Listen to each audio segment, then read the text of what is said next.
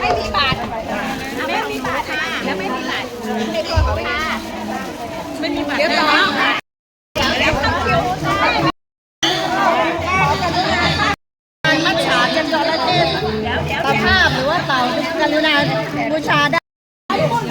ต่อคิวค่ะต่อคิวไม่มีครอบครัวอย่างนั้นค่ะก็ถึงข้างหลังพูดได้ย้ายเข้าแถวเรียบร้อยค่ะยาวๆมีบ้านไหนค่ะ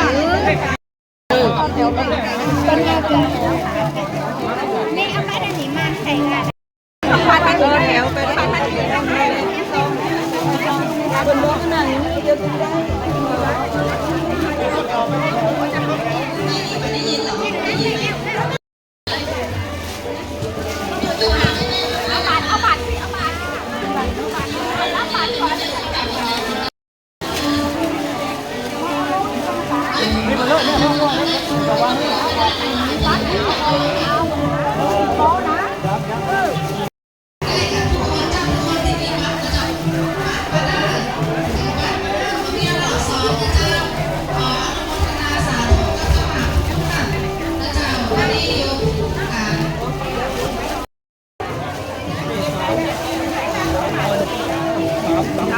ไฟเลยค่ะ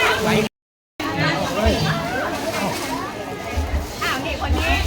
ให้บัตรแล้วหยิบเองนะไม่ไหว